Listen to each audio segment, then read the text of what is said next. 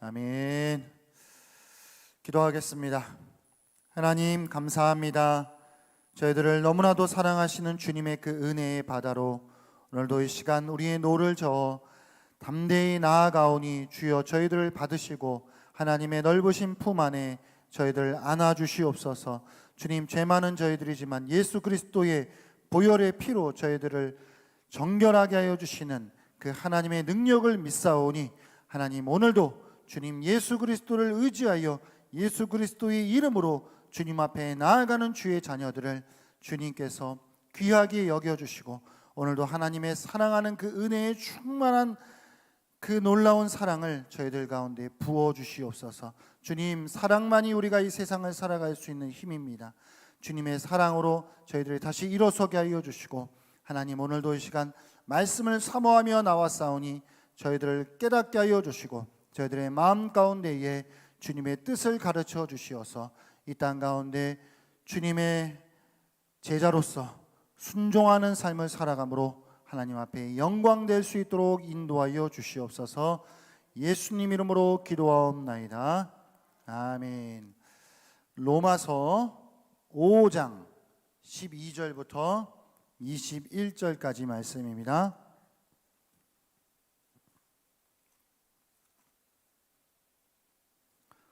신약성경 245페이지 로마서 5장 12절부터 21절까지 말씀입니다.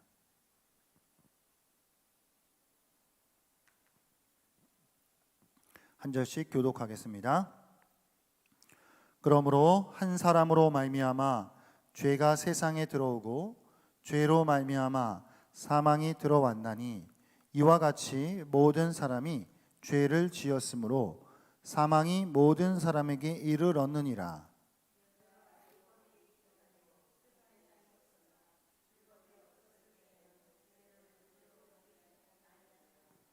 그러나 아담으로부터 모세까지 아담의 범죄와 같은 죄를 짓지 아니한 자들까지도 사망이 왕노릇하였나니 아담은 오실 자의 모형이라.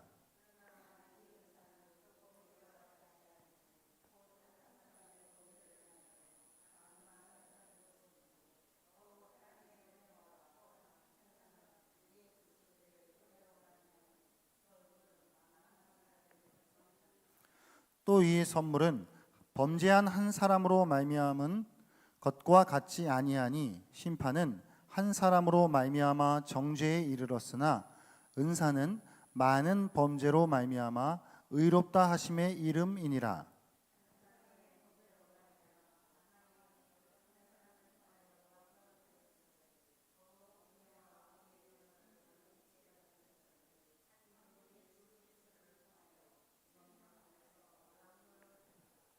그런즉 한 범죄로 많은 사람이 정죄에 이른 것 같이 한 의로운 행위로 말미암아 많은 사람이 의롭다 하심을 받아 생명에 이르렀느니라.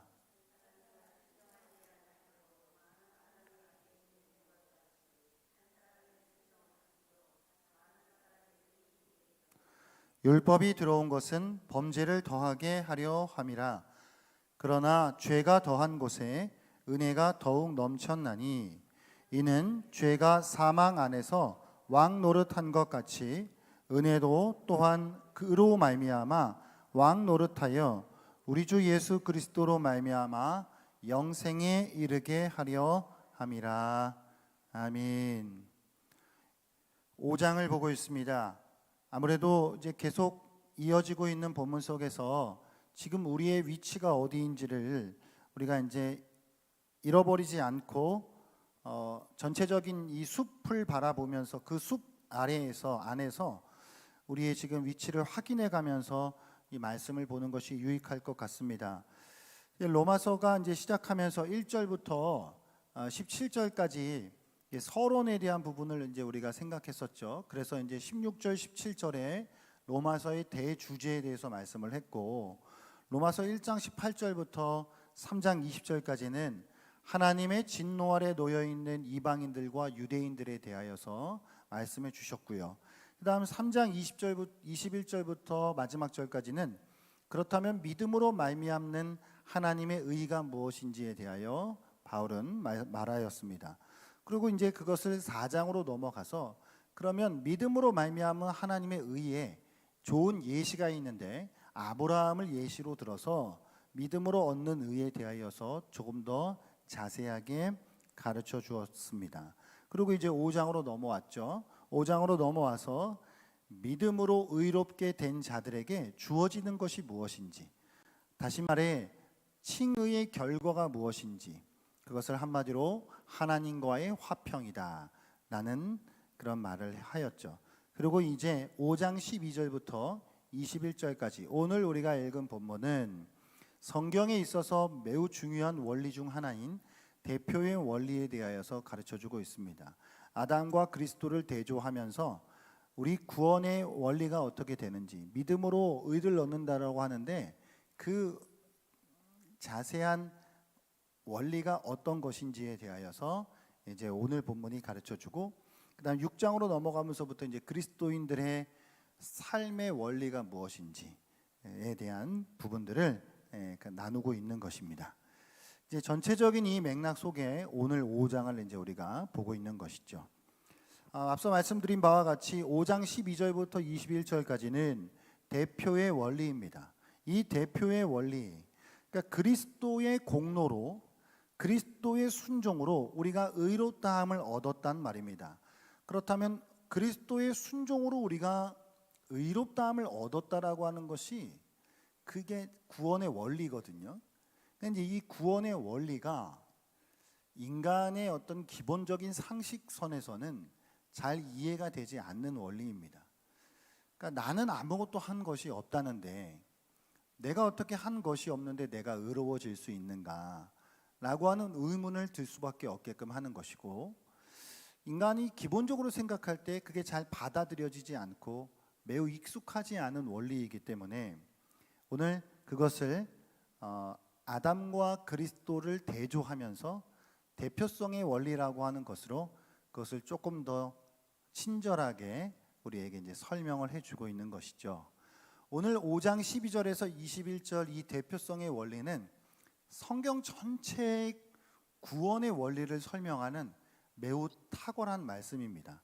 만약 이 대표의 원리가 없다면 사실 우리의 구원의 근간 자체가 흔들려질 수도 있는, 복음이 성립되지 않을 수 있는, 그러니까 우리가 믿음으로 의롭다함을 얻는 것 말 자체가 맞지 않는 것일 수 있는 그런 정도의 매우 우리 구원에 있어서 핵심 중의 핵심인 그 원리를 대표성의 원리로서 이제 우리에게 설명해 주고 있는 것입니다.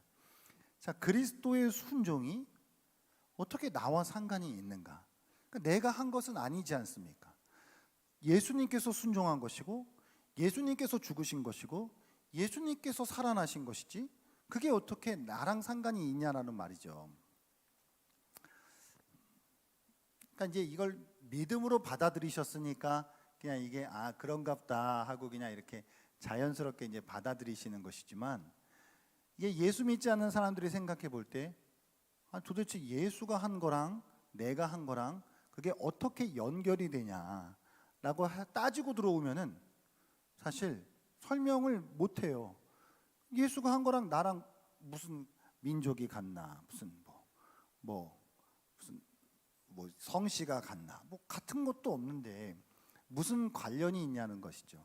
이제 그것을 성경은 이제 대표성의 원리, 그리고 전가라고 하는 개념, 그러니까 나에 있는 것이 누군가에게로 넘어가는 전가의 원리, 그래서 죄의 전가, 의의 전가, 이런 어떤 원리들을 이제 가르쳐 주고 있는 것이거든요. 이 전가의 원리는 구약으로부터 계속 사실은 면면이 흘러오고 있는 것이에요.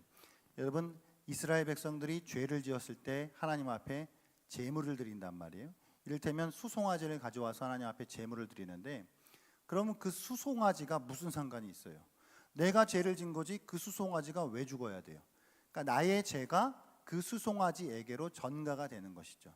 내 죄가 그 수송아지에게로 넘어가는 것입니다.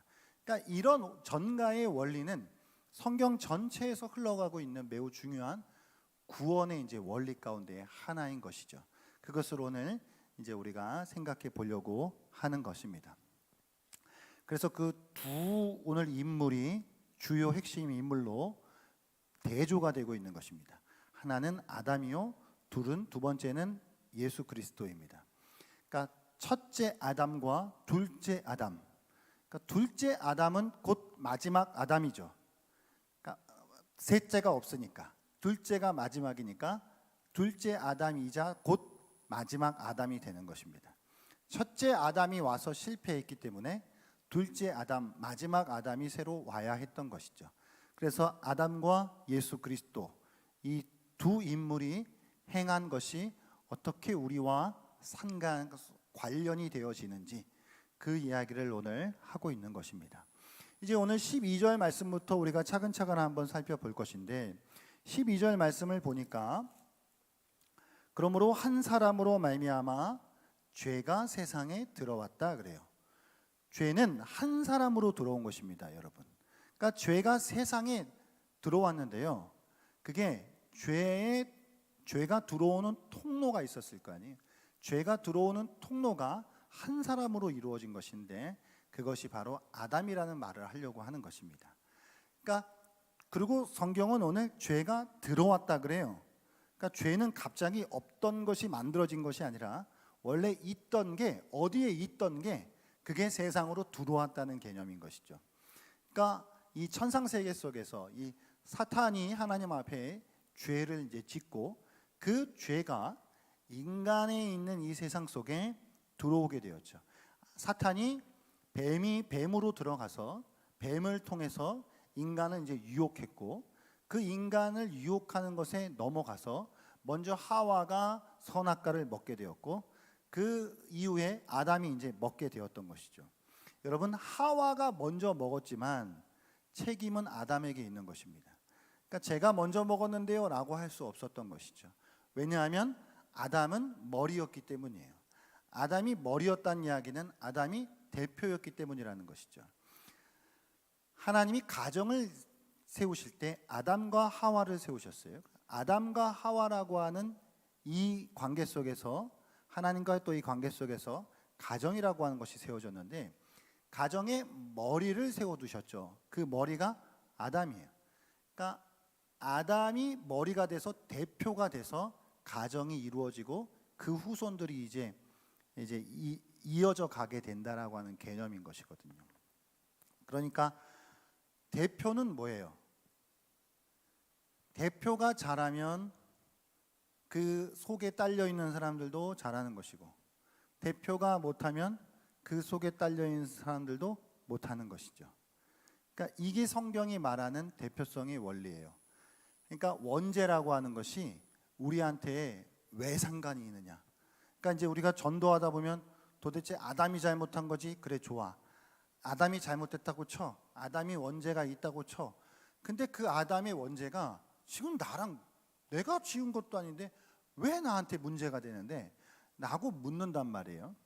그러면 어떤 사람들은 뭐 실질적으로 아담 이후에 어떤 유전적인, 그러니까 뭐 DNA적인 어떤 생물학적인 정말 이 죄로 오염된 인간의 이 유전적인 문제가 우리한테 이렇게 다 흘러내려왔다. 어차피 우리는 피로 따져도 아담의 후손이니까요. 우리가 벗어날 수는 없잖아요.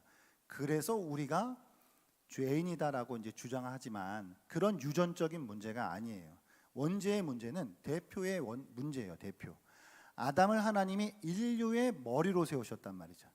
인류의 머리로 세우셔서 아담이 성공하면 모든 인류가 성공하는 것이 되는 것이고 아담이 실패하면 모든 인류가 실패하는 문제가 되도록 하나님이 세팅을 해놓으셨다라고 하는 것이죠. 그런데 아담이 벗어났기 때문에 아담 이후에 있는 모든 인간은 벗어난 상태로 태어날 수밖에 없었다라고 하는 것이 핵심입니다. 하와가 먼저 먹었다라도 문제가 되지 않아요. 아담이 먹었다라고 하는 것이 그것이 핵심 문제다라고 하는 것입니다. 그래서 아담 때문에 들어온 거예요. 아담 때문에 죄가 세상에 들어왔다는 것이에요. 죄가 들어오면서 이제 뭐가 같이 딸려 들어왔느냐? 그러니까 죄가 없었잖아요. 없었다가 어딘가에 있었던 죄가 아담의 불순종으로 인해서 세상에 들어왔어요. 그럼 그 세상에 들어온 이 죄 때문에 같이 딸려 들어온 게 있는데 그게 사망이에요. 그러니까 사망은 죄의 결과인 것이죠. 여러분, 사망이 세상에 처음부터 있었다라고 말하는 사람들도 있지만 사망은 창조된 세상 속에서 처음부터 세팅되지 않았어요. 그러니까 아담은 다시 말해서 죄를 짓지 않았다라고 한다면 죽지 않을 수 있었던 것이죠. 그러니까 아담은 죽지 않을 수 있도록 지어졌어요. 죽지 않을 수 있도록 지어진 아담이 죄를 지었기 때문에 죽을 수밖에 없는 상태가 되었다라고 하는 것이죠. 오늘 바울은 그걸 이야기하고 있는 거예요. 아담의 범죄로 인간이 모두 다 범죄하게 되었고, 그래서 그 죄 때문에 사망이 들어왔다. 사망이 들어왔는데 이 사망 역시도 아담에게만 사망이 적용되는 것이 아니라 인류의 머리인 이 아담이 사망에 이르렀기 때문에 모든 인간에게 이 사망이 함께 적용되는 문제인 것이다. 그 이야기를 하고 있는 것입니다. 어떤 학자들은, 어떤 사람들은 원래 사람은 처음부터 죽게 되어 있었다. 그러니까 죄를 지어서 죽는 것 아니고 그냥 원래 처음부터 하나님이 인간을 그냥 이렇게 죽게 만들어 놓으셨다라고 말하지만 그것이 아니죠. 성경은 분명하게 사망은 죄의 결과다. 죄 때문에 사망이 온 것이다. 아담은 죽지 않을 수 있었지만 이제는 범죄한 것으로 인해서 죽을 수밖에 없게 되었다라고 합니다. 여러분, 사망은 우리가 크게 세 가지로 설명할 수 있죠. 첫 번째 사망은 영적인 죽음입니다. 그래서 이 영적인 죽음은 하나님으로부터 우리가 분리되어지는 것이죠. 하나님으로부터 우리가 떨어져 나가게 되는 것입니다.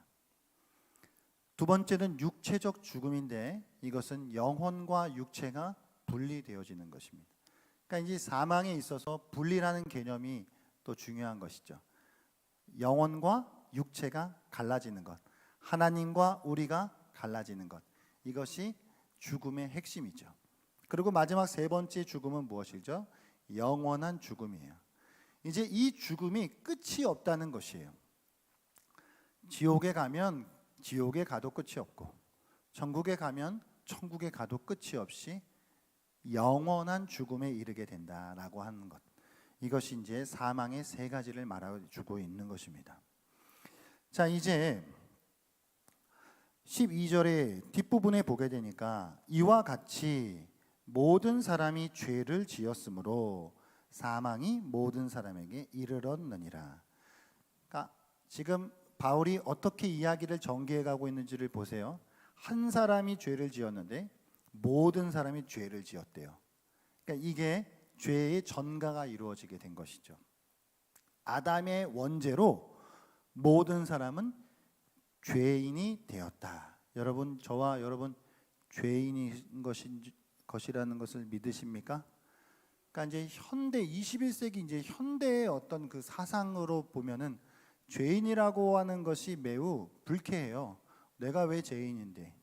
그렇게 이제 반응할 수 있거든요. 그러나 성경은 분명하게 우리 모두가 죄인이다. 그러니까 갓 태어난 아기도 죄인이다. 죄인으로 태어난다. 그러니까 선악설이 되는 것이죠. 그러니까 태어나서 죄를 지었기 때문에 죄인이 아니라 죄인으로 태어났기 때문에 죄를 짓는 것이다. 그렇게 말해주고 있는 것입니다. 그래서 더불어 모든 사람은 이제 사망의 권세 아래 놓이게 되었다라고 하는 것이죠. 여러분, 인간의 문제에 있어서 가장 근원적인 문제는 죄의 문제인 것입니다. 여러분 믿으십니까? 인간이 해결해야 될 가장 근본적인 문제는 죄예요. 왜 이게 중요하냐면 우리는 이제 익숙해요, 이런 말이. 그러니까 인간의 근본적인 문제는 죄입니다 하면 교회 안에 있는 분들은 맞아, 죄의 문제지, 이렇게 그냥 쉽게 익숙하게 받아들이는데, 여러분 세상적으로 이제 따지고 생각해 보면은 예를 들어 현대 심리학 같은 그 학문에서는 인간의 근원적인 것을 죄의 문제로 접근하지 않죠. 심리학은 병적인 문제로 접근을 합니다. 그러니까 인간이 지금 좀 아픈 거예요. 그러니까 원래는 건강해. 원래는 더 자야할 수 있어. 그러니까 이제 병이 걸려서 조금 아프기 때문에 요것이 고쳐지면은 이제 해결된다라고 하는 식으로 이제 접근을 하는 것이죠. 심리학 같은 경우는. 그러나 그게 아니에요. 그래서 인간을 매우 선한 것으로 봐요. 현대 이제 심리학 같은 경우에. 그러나 성경은 인간은 태초부터 죄인이다. 그러니까 이게 성경적 심리학 이런 문제와 현대가 세상이 말하는 심리학의 출발 자체가 틀린 것이죠. 성경은 인간을 죄인으로 시작을 하고 있는데 세상은 그렇게 시작을 하고 있지 않기 때문에 시작 출발이 다르니까 접근이 달라질 수밖에 없다라고 하는 것입니다. 현대 교육학 같은 경우는 어떻죠? 아이들 안에 있는 교육학은 아이들 안에 있는 이 잠재력을 끌어올려줘야 된다고 이야기하죠. 그러나 그런 문제가 아니라 인간이 가장 근본적인 문제는 죄가 해결돼야 된다고 하는 것이죠. 인간이 태어날 때부터 태생 자체가 죄인이기 때문에 이게 해결되지 않으면 다른 어떠한 것으로부터 희망이 있을 수 없다라고 하는 것. 이게 성경이 말해주고 있는 것이죠. 그러니까 이제 겉으로 드러나는 모양은 뭐 현대 심리학이나 현대 교육학이나 뭐 이런 등등 세상의 철학이나 이런 것들이 거의 비스무리하게 보일 수 있을지 모르겠지만 그 출발 자체가 다르기 때문에 접근성이라든가 나오는 처방이라든가 대책이라든가 이런 것이 달라질 수밖에 없다라고 하는 것. 그러니까 성경은 분명히 인간의 근원적인 문제를 죄다라고 단정하고 있다라고 하는 것을 우리가 놓치지 말아야 할 것입니다. 아담의 대표인 아담으로부터 우리가 죄를 대표성의 원리로 물려받았기 때문이다라고 하는 것입니다. 이제 13절, 14절로 넘어가면 이제 13절 말씀을 보니까 죄가 율법 있기 전에도 세상에 있었으나 그래요.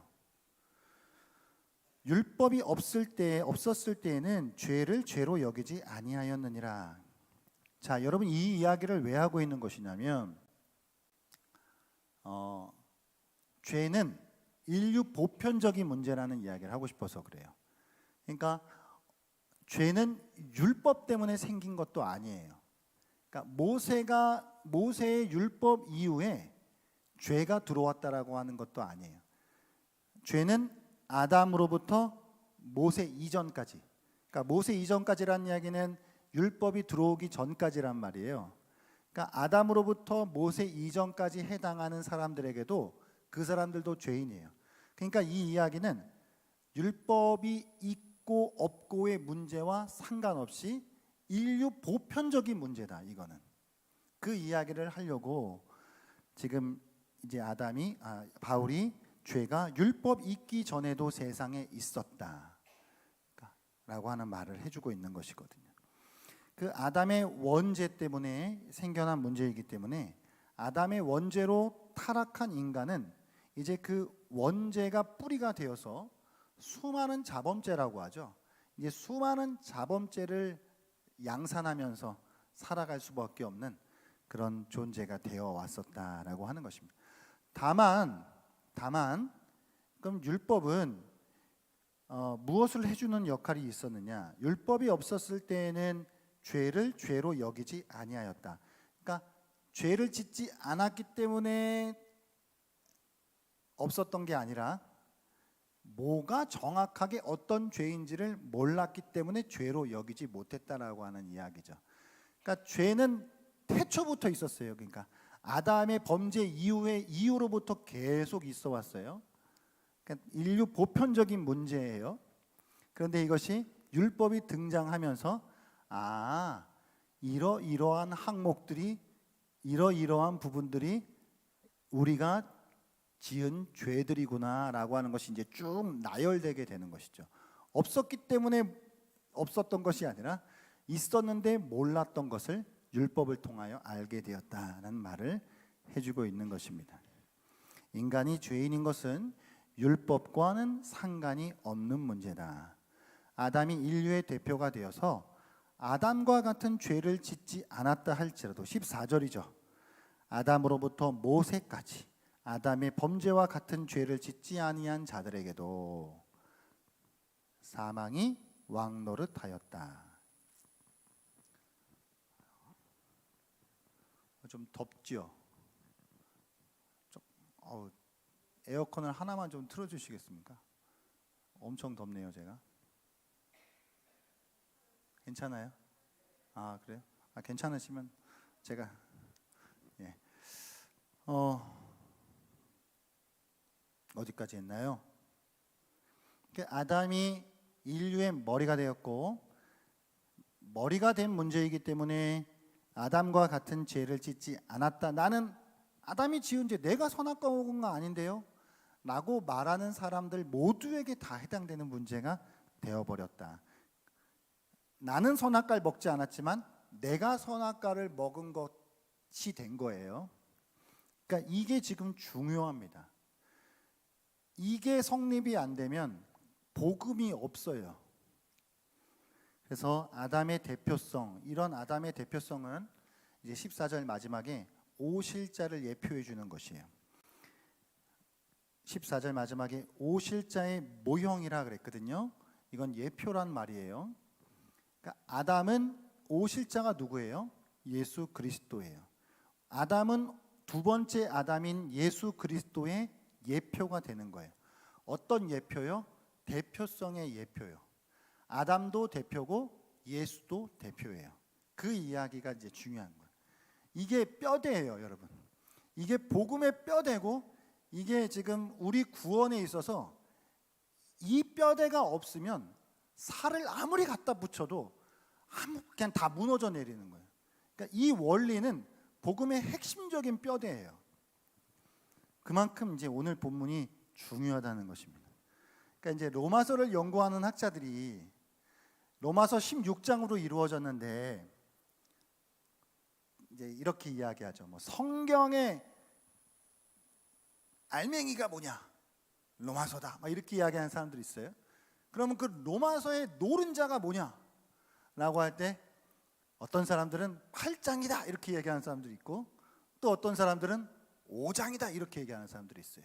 그만큼 이 5장은, 특히 오늘 이 5장 12절부터 21절은 구원에 있어서 그냥 뼈대를 이루는 거기 때문에 이게 흔들려 버리면 우리의 복음이 성립되지 않는다라고 하는 것을 우리가 생각해야 합니다.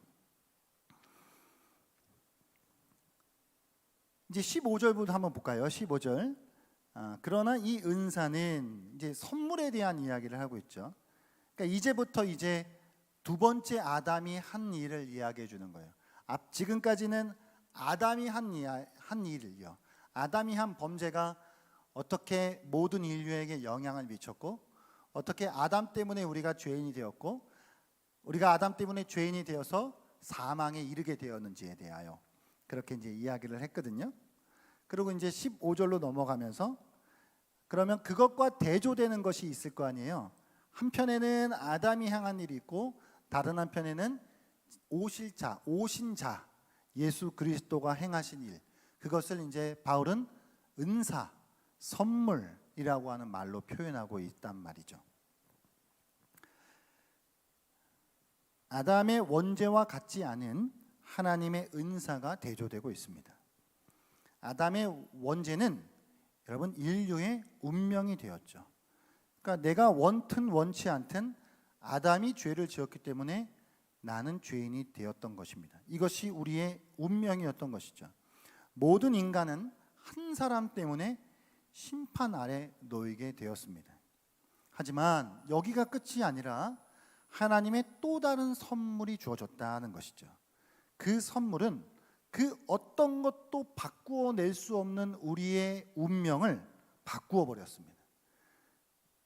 그러니까 우리가 죄인이라고 하는 우리의 벗어날 수 없는 운명, 이거는 다른 무엇으로는 바꾸어 낼 수가 없어요. 그러나 하나님의 은사가 바꾸신 것이죠. 그 선물을 받은 자들은 죄인에서 의인으로 운명이 바꾸어진다라고 하는 것입니다. 그것을 이제 15절에서 16절까지 이야기해 주고 있는 것이죠. 자, 여러분,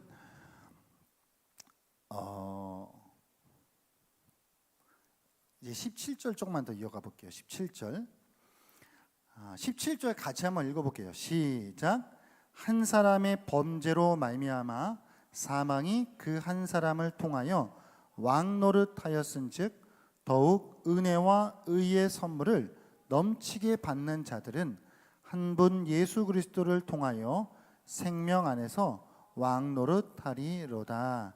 아멘. 이 본문을 살펴보면, 이게 본문을 한번 눈을 크게 뜨고 보시면 주어가 이제 있거든요. 한 문장에 주어가 있죠. 누구누구는 무엇을 했다 할 때 누구누구는이 주어가 되잖아요. 그럼 이 17장에 두 개의 주어가 이제 등장을 해요. 두 개의 주어가. 첫 번째 주어는 한 사람의 범죄로 말미암아 사망이 그 한 사람을 통하여 왕노릇하였은즉, 여기서 딱 끊는 거예요. 왕노릇한 거예요. 누가 왕노릇했나요? 뭐가 왕노릇했죠? 사망이 왕노릇한 거예요. 그러니까 주어가 사망이에요. 한 사람의 범죄로 말미암은 사망이 왕노릇한 거예요. 그러니까 이제 사망이 우리를 지배하는 것이죠. 사망이 우리를 통치하는 것이에요. 이제 이게 하나예요. 이게 하나의 주어예요. 그럼 이제 두 번째 문장을 볼게요. 더욱 은혜와 의의 선물을 넘치게 받는 자들은 한 분 예수 그리스도를 통하여 생명 안에서 왕노릇하리로다. 자, 이제 두 번째는 생명 안에서 왕노릇하는 거예요. 그러면 생명 안에서 왕노릇하는 건 누구예요? 주어가 누구예요? 은혜와 의의 선물을 넘치게 받는 자들이에요. 이해가셔요?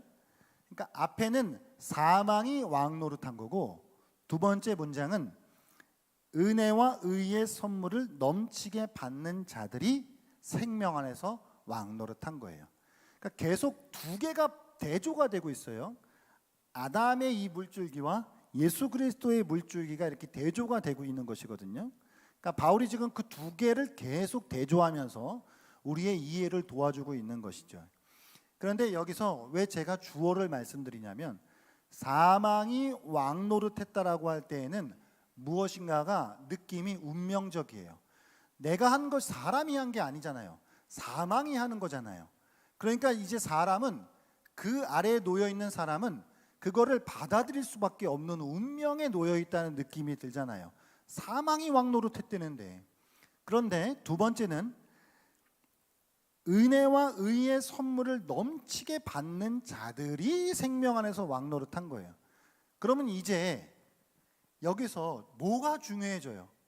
받는 게 중요해지죠. 받아야 왕노릇한다니, 생명 안에서.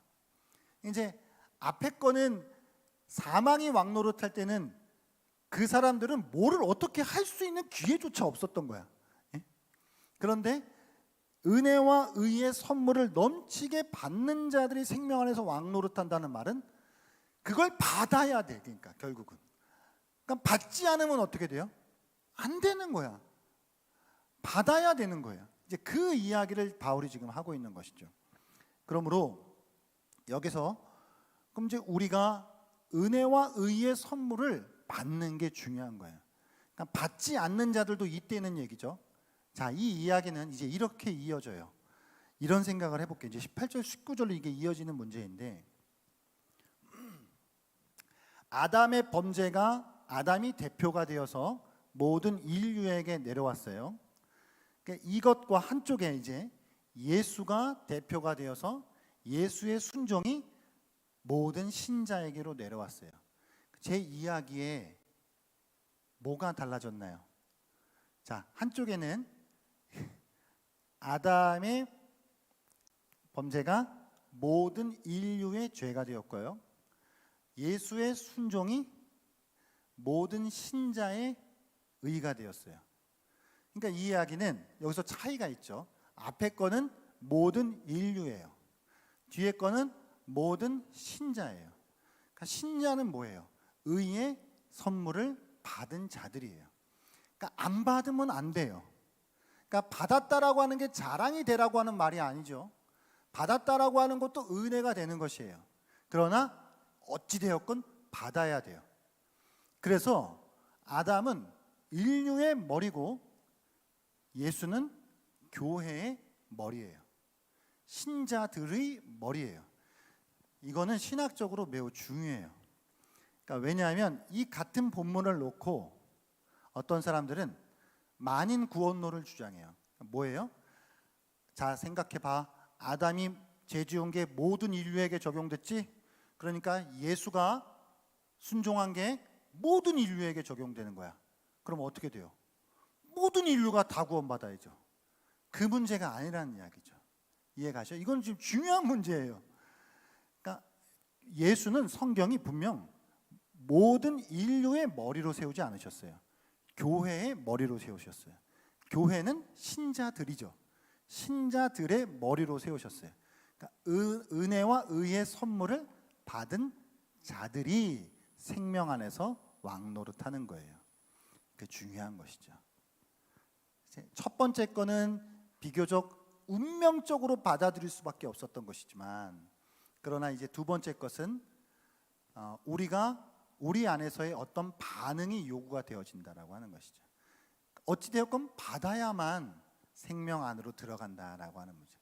그 받는 것조차 바울이 계속 로마서에서 그것이 은혜다라고 말해주고 있는 것이죠. 보편 구원론이 아니죠. 만인 구원론이 아니죠. 하나님은 믿는 자들을 구원하시는 것이죠. 예수 그리스도는 신자들의 머리가 되신 것이죠. 이게 대표성의 원리예요. 성경이 지금 이야기하고 있는 로마서가. 이제 대표라고 하는 말, 어떤 사람은 이것을 법인이라고 하는 말로 또 이렇게 표현하기도 하더라고요.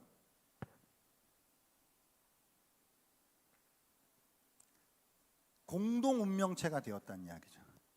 같이 가는 거예요. 자, 우리나라 축구 선수를 예를 들어 볼까요? 그러니까 축구 선수가 국가 대표잖아요. 우리나라 국가 대표. 그럼 국가 대표가 월드컵에 나가서 16강 안에 들었다. 그러면 어떻게 돼요? 대한민국이 16강 안에 들어간 거죠. 왜요? 우리나라를 대표해서 갔으니까. 그러니까 대표의 원리는 이래요. 제가 무슨 볼을 한 번이라도 만졌어요? 뭐 거기 가서 심지어 뭐 응원이라도 했어요? 안 했잖아요. 저는 한 거 아무것도 없는데. 국가 대표로서 갔기 때문에 대한민국 모든 국민에게 적용이 되어지잖아요. 그러니까 성경의 구원의 원리가 그렇다는 거예요. 그런데 우리가 예수 그리스도의 순종이 내 순종으로, 예수 그리스도의 의가 내 의가 된다라고 하는 이거를 받아들이려면, 이게 성립이 되기 위해선 앞에 있는 것 동시에 받아들여야 돼요. 그러니까 아담의 불순종이 나의 불순종으로, 아담의 원죄가 나의 원죄로 된다라고 하는 걸 받아들이니까, 이거는 받아들이고 이거는 안 받아들이고, 그렇게 하면 안 되죠. 둘 다 받아들이려면 받아들이고, 둘 다 안 받아들이려면 안 받아들이는 게 맞지. 어느 하나는 내가 알겠는데 어느 하나는 모르겠다라고 하는 거는 모순이잖아요. 그죠? 그러니까 지금 바울이 그렇게 틈을 비집고 들어가는 거예요. 예수 그리스도의 순종이 어떻게 나의 의가 될 수 있는지, 아담의 불순종이 나의 죄가 된 그 원리가 동일하게 우리의 구원에도 이렇게 적용이 되는 거야 라고 하는 말을 우리에게 해주고 있는 것입니다. 할렐루야. 이제 마지막으로 20절 21절인데요 20절 말씀에 갑자기 또 율법 이야기가 나와요. 그러니까 지금 이 전체적인 맥락은 죄의 보편성에 대한 문제예요. 그러니까 유대인이나 이방인이나 상관없이 모든 인류의 죄에 대한 문제를 이야기하고 있는 게 지금 전체적인 흐름이거든요. 그러니까 그런 전체적인 흐름 이야기를 하다가 갑자기 바울이 율법에 대한 이야기를 다시 꺼내 들어요. 그 이유는 이 로마서의 수신자 중 중요한 한 또 부류가 로마 교회에 있는 유대인들이잖아요. 그 이 유대인들이 계속해서 이들은 이 뼛속까지 율법에 묶여 있는 자들이기 때문에 그럼 속으로 이렇게 계속 생각을 하고 있는 거예요. 아, 그러면 도대체 율법은 어디 들어가는 건데? 그러면 율법은 도대체 뭔데? 율법의 위치는 어디야? 그렇게 하나님이 우리에게 주신 이 율법이 도대체 이 정도밖에 안 된단 말이야. 지금 구원을 이야기하는 데 있어서 율법을 이렇게 이야기하지 않아도 되는 거야? 라고 계속 그렇게 생각을 하고 있을 거 아니에요. 그렇게 생각하는 사람들에게 잠깐 다시 율법이 어디 위치인지를 다시 언급해주고 짚어 넘어가고 있는 것이죠. 지금까지 말한 원죄는 율법이 등장하기 전인 아담과 모세까지의 기간을 포함해 전 인류, 전 세상의 기간에 걸친 죄를 다루고 있는 것입니다. 근데 죄는 율법과 상관없이 모든 인류의 보편적인 문제라는 것을 말해주기 위해서였어요. 그런데도 유대인들은 그럼 대체 율법은 뭐냐? 그런 생각을 지우지 못하고 있었기 때문에 그러면 율법이 뭐냐라고 하는 대답을 해주고 있는 것입니다. 율법은 범죄를 더하게 해주는 것이다. 율법이 죄를 짓게 만든다는 이야기가 아니죠. 여러분 여기서 오늘 20절 말씀 이거 잘못 이해하면 율법이 죄를 만들었다. 율법이 죄를 짓게 했다. 율법만 없었어도 죄를 짓지 않았을 텐데 그렇게 생각하지 말아야 된다는 거예요. 율법이 들어온 것은 범죄를 더하게 하려 함이라. 이게 무슨 말일까요? 그러니까 율법이 없었을 때는 법이 없으면 뭐가 범법인지 뭐가 불법인지를 어떻게 알아요? 정해진 울타리가 있어야 이 선이구나 라고 하는 걸 알아야 얼마만큼 벗어났구나 라고 하는 걸 알 수 있듯이, 그러니까 율법이 들어옴으로써 인간이 저맘치 벗어나 있었다라고 하는 걸 선이 저기네 라고 하는 걸 이제 와서 보면서 범법을 더해 주는 것이, 알게 해준 것이죠. 그게 율법의 기능이죠. 그 얘기를 해주고 있는 것입니다. 본래 죄를 짓고 있었죠.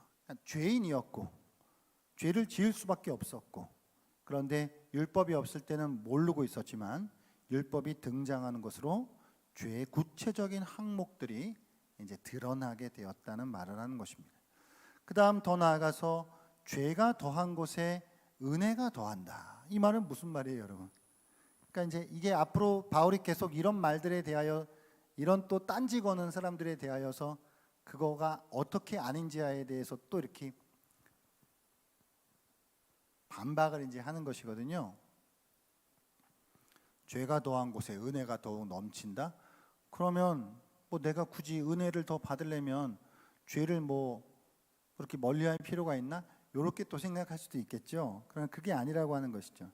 죄가 더한 곳에 은혜가 더했다라고 하는 말은, 여러분 성경에서도 예수님이 누가 더 하나님을 사랑하고 그 하나님의 은혜에 더 큰 빚을 지냐고 말씀하셨어요. 그러니까 잘난 인간들, 나는 죄가 별로 없다고 생각하는 인간들이 아니라 세리와 창녀와 같은 내가 정말 큰 죄인데 이만한 죄를 용서받았구나 라고 하는 걸 아는 사람들이 하나님의 은혜와 하나님의 사랑에 대해 더 크게 경험할 거 아니에요. 그러니까 우리가 죄로 그냥 대충 뭉뚱그려서 이렇게 알고 있을 때는 뭐 그냥 그런갑다, 그냥 그 죄가 용서받았는갑다 이렇게 생각할 수 있겠지만, 율법 때문에 죄가 그냥 한두 가지가 아니고 원죄로부터 파생되는 수많은 우리 인간의 못된 죄들이 주르르르르 나열됨으로 말미암아 이렇게 쓰레기 같은 벌레 같은 인생의 이 죄들을 이걸 용서해 준 거야? 라는 생각을 하게 되면 어떻게 돼요? 은혜가 넘치는 거죠. 은혜가. 그런데도 나를 살리셨다고? 그런데도 나를 의인이라 하셨다고? 라고 생각하게 되면 은혜가 넘칠 수밖에 없는 것이죠. 그래서 초대교회 교부인 어거스틴은 이런 말을 했어요. 제가 이제 라틴어는 잃어버렸는데 한국말로 번역하면 오 경사스러운 죄요, 이렇게 얘기했어요. 이게 무슨 말이에요? 그러니까 죄가 어떻게 경사스러워요? 그런데 그건 되게 이렇게 역설적으로 설명한 거죠.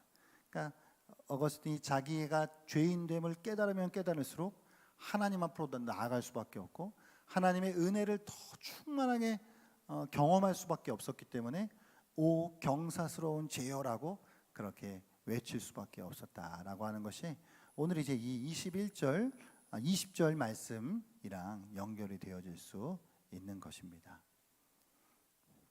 할렐루야. 그렇습니다. 오늘 이 대표성의 원리는 다시 말해 우리 구원에 있어서 뼈대와 같은 역할을 해요. 그러니까 이 뼈대가 제대로 쓰지 않으면 아무리 우리 안에 있는 성경의 지식들이 달라붙어지고 뭐 수많은 좋은 이야기들이 살들이 붙여진다 하더라도 그냥 다 무너져 내리는 것밖에 안 돼요. 뼈대가 없는데 어떻게 서요? 대표성의 원리는 예수 그리스도의 순종이 어떻게 내 순종이 되는지, 예수 그리스도의 공로가 어떻게 내 의가 되는지, 그것을 아담의 이야기를 끌고 와서 아담의 원죄가 어떻게 인류의 죄가 되었는지에 대한 것을 두 가지를 잘 대조하면서 우리는 선택 둘 중에 하나죠. 이 두 개를 다 받아들이려면 받아들이고 안 받아들이려면 안 받아들이는 거예요. 그러니까 이제 두 개를 받아들이려면 다 받아들여야 돼요. 그러니까 다 받아들인다는 얘기는 내가 하나님 앞에 죽을 수밖에 없는 죄인이라고 하는 걸 받아들이고, 그런데 예수님이 나를 구원해 주셨다라고 하는 것도 받아들여야 되는 것이죠. 그래야 구원이 이제 복음이 이렇게 통일적으로 쭉 연결이 되어지는 거잖아요. 할렐루야. 그렇습니다. 오늘 이 복음의 뼈대가 우리 가운데 잘 세워져서 내가 한 게 없는데, 내가 십자가에서 죽은 것도 아닌데, 내가 다시 부활한 것도 아닌데 어떻게 내가 죽음에서 다시 생명으로 살아났는지, 그거를 아담의 원죄를 통해서 설명해 주신 이 하나님의 말씀을 통해서 오늘도 우리의 또 의의 구원의 이 복음의 뼈대가 우리 안에 잘 세워져서 이 바른 뼈대 위에 우리의 신앙의 수많은 살들이 잘 붙어져서 더 건강한 신앙의 사람들로 자라 나아가실 수 있는 은혜가 있기를 바랍니다. 기도하겠습니다. 같이 한번 기도하실 때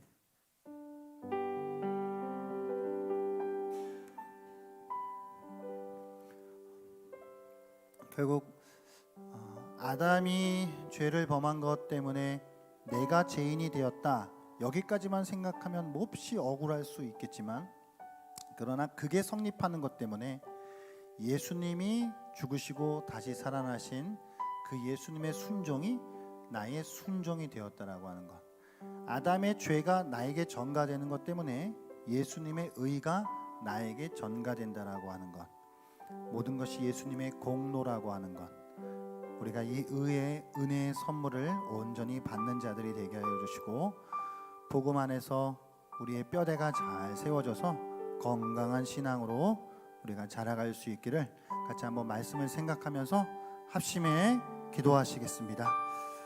사랑의 하나님 아버지 주님, 우리가 모든 또 아담 안에서 모든 또한 이 인류가 죄인이라고 하는 사실, 우리가 하나님 태어나면서부터 죄를 지을 수밖에 없는 그런 하나님, 참으로 연약하고 하나님 앞에 소망 없는 자들이었다라고 하는 하나님, 우리는 언제를 가지고 태어나기 때문에 무슨 행동을 하든지 무슨 말을 하든지 우리가 쏟아내는 것들은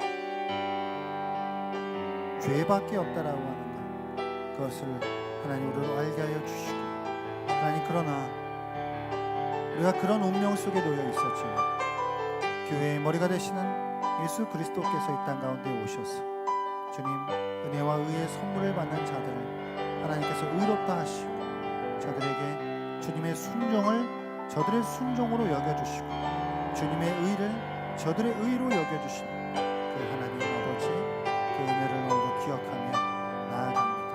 이것이 우리의 구원의 핵심적인 주님 아버지 돌력이 되게 하여 주시고, 우리가 그 뼈대 위에서 건강한 신앙으로 우리의 신앙의 살을 붙여 나아가며 살아갈 수 있도록 하여 주시옵소서.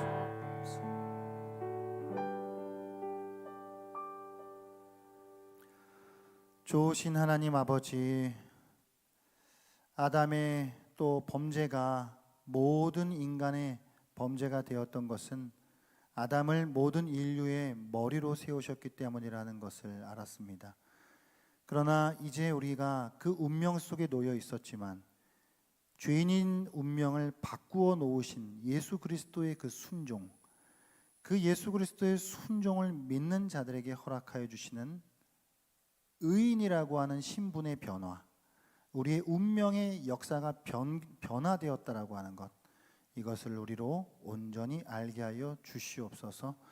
주님께서 죽으신 것이 내가 죽은 것이 되었고, 주님께서 다시 사신 것이 내가 다시 살아난 것으로 그렇게 여겨주시는 것, 이것이 하나님의 구원의 은혜임을 우리로 온전히 붙들고 살아가게 하여 주시옵소서. 주님, 우리의 신앙의 뼈대가 중요합니다. 신앙의 골격이 튼튼하게 바르게 세워지게 하여 주시고, 그 바른 골격 위에 우리의 신앙의 건강한 살들이 붙여져서 우리가 이 시대 가운데 건강한 그리스도인으로 그리스도의 장성한 분량에 이르기까지 자라나아갈 수 있는 주님의 자녀들이 되게 하여 주시옵소서. 감사를 드립니다. 예수님 이름으로 기도하옵나이다. 아멘. 주기도문으로 오늘 성경 공부 마치겠습니다. 하늘에 계신 우리 아버지여, 이름이 거룩히 여김을 받으시오며 나라가 임하시오며 뜻이 하늘에서 이루어진 것 같이 땅에서도 이루어지리이다. 오늘날 우리에게 일용할 양식을 주옵시고 우리가 우리에게 죄진 자를 사하여 준 것 같이 우리의 죄를 사하여 주옵시고 우리를 시험에 들게 하지 마옵시고 다만 악에서 구하옵소서. 대개 나라와 권세와 영광이 아버지께 영원히 있사옵나이다. 아멘.